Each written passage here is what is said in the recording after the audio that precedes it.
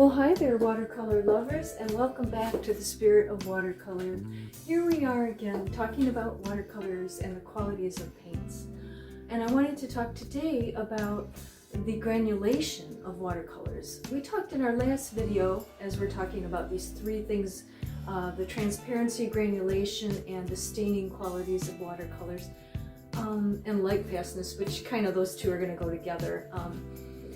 And that will help you to enhance your paintings, make your paint colors more vibrant, beautiful, magical, all the things you want, right? Okay, so today we're going to talk, and then I'll show you a little bit about granulating paints and what you can do with them, okay? So some of our paints, watercolor paints, have no granulation in them, all the way to some that have a lot. Some just naturally do. The pigments just separate. A lot of the earth colors in watercolors do that, and it gives a natural look, like the rocks or the trees, you know, have little like marks and flecks and just I want to say just irregular things going on in them. And you can do this quickly and naturally just by applying the paints that have the granulation, okay? So that's really something good to know. It's nothing wrong with your paints. I've heard people wonder, you know, if their paints are granulated, if they're old or something, but no, that's just the quality of some of them, okay? All right, now the thing about granulation is that we have some in our paints. If you buy the regular watercolors, and everyone seems to start with yellow, reds, and blues, and then you might add some earth colors.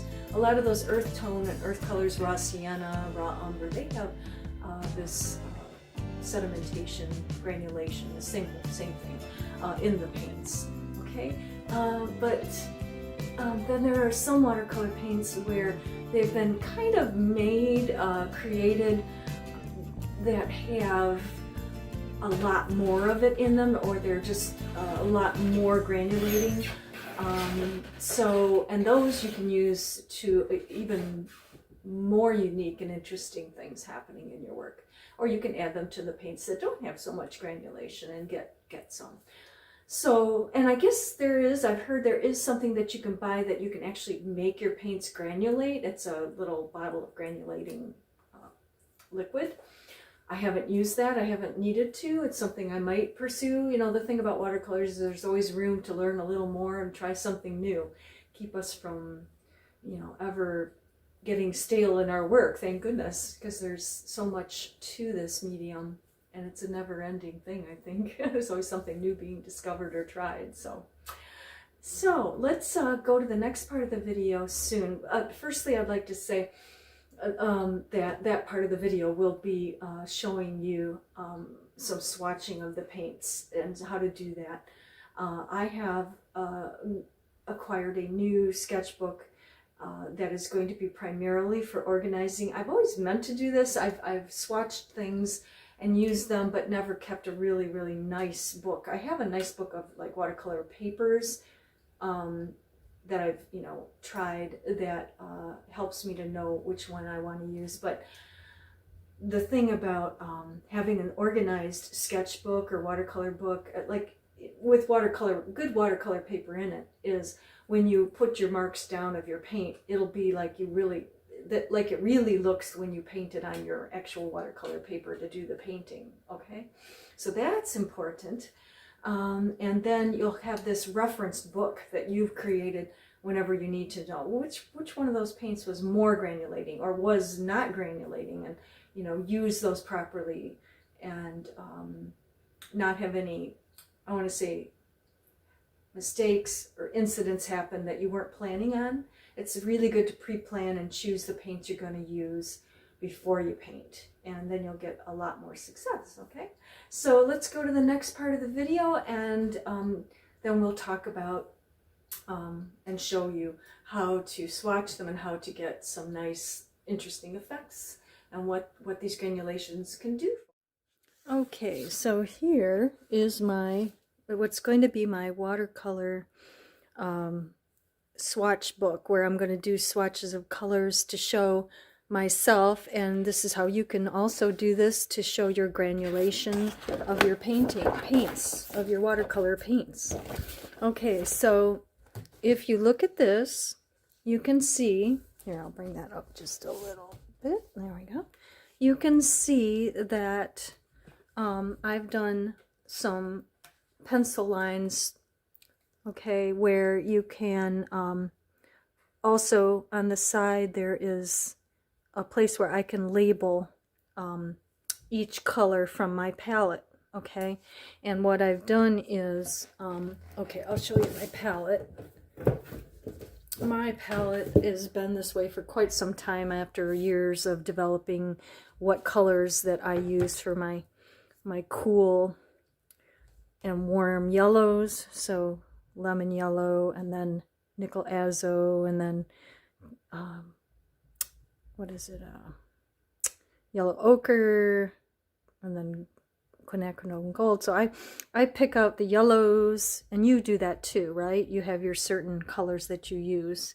My reds, then my blues, my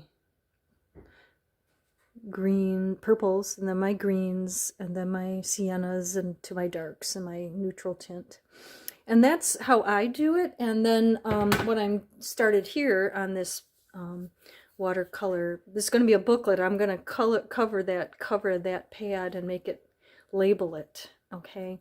That this is how I'm going to swatch to find out what's transparent, what's granulated, and probably take notes on what's staining in the next video. But for now, we're looking at granulation. So if you look, I've done these with my flat brush, okay?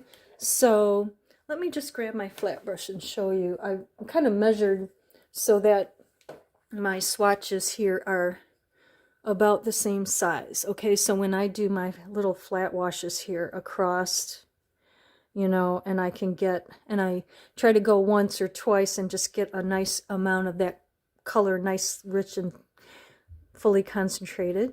You can graduate it if you like, so that the color is very concentrated to less concentrated, so that it shows how much, you know, different it looks when you have it more light with more water.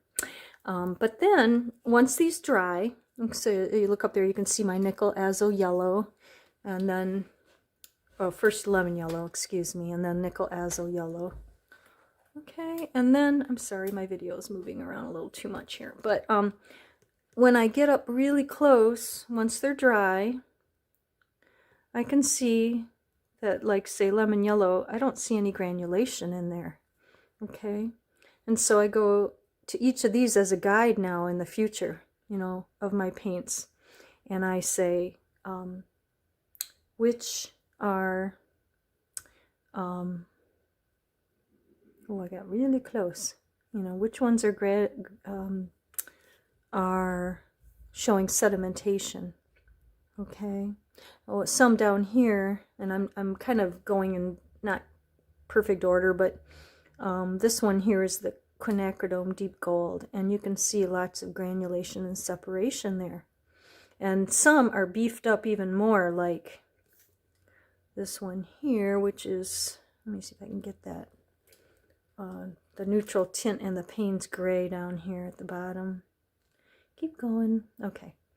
So look at all that granulation. Isn't that interesting and textury? That's Payne's gray. It's a little bit bluer. And then this one over here is one of my favorites. It's neutral tint. It's very much warmer than the Payne's gray, so it's sort of like a Payne's gray's bluer. This is just a sort of a black, maybe almost a warm black, with, and it's so separating. The sedimentation is so separating, right, that it's all like you can see white through the white of the paper. Okay, so just going back up here. So this is a great guide. Once I get all the colors from my palette here, over here, then I'll be able to, if I can't remember and I want to use a sedimentary color, I can pull it. And like I said, some of these are more sedimentary than others, more granulating, same thing. And some don't have any, and some have a light amount of sedimentation. And it just adds a texture and a character. Sometimes it actually, like in a sky, oddly enough, something like a blue, like the cobalt blue has a little sedimentation, ultramarine blue a lot, but and it can be a very transparent paint that has sedimentation, but the thing that you want is to know which have the sediment. And the sedimentation, like I said, in the blue sky, say with ultramarine, you're going to get, the sky looks a little less flat, and the granulation kind of adds depth in areas to the paint, to the sky. And so it has that kind of effect, as well as, say, texture on a rock, say. So it's something to play with. It's something to keep notes on, like I said, like this. I'm going to finish filling this out with all of my palette. I'm still deciding. I'm right now wondering if I'm just going to keep some of these blank for more reds and blues, because I do have more in my paints. Now, if you don't have as many paints as I do, I've got so many paints, it's a little crazy, but you might want to maybe put the blues and the greens on the next sheet, which I will then draw the lines again. And I put initials by the colors because I know what they mean. If you need to write out the words, like say for cobalt blue, I use CB. Of course, that could also be cerulean blue, so you have to know which is which. So you might put CER for cerulean, and then blue, or BL for your initials by the color, so that you know what it is, and you can open this up anytime and see what your colors are that you want to use for the proper effects that you want. So you know how transparent, which we talked about in the last video, and then we know how much granulation, and can use that very effectively. Again, this Payne's gray down here, that could really be something in just a steel pole of a fence. I mean, it's just amazing how these effects bring these items in nature, or in man-made items, really brings them to life. So that's what I wanted to show you about granulation. So this is a way to start to understand which of your paints are granulated and which are not.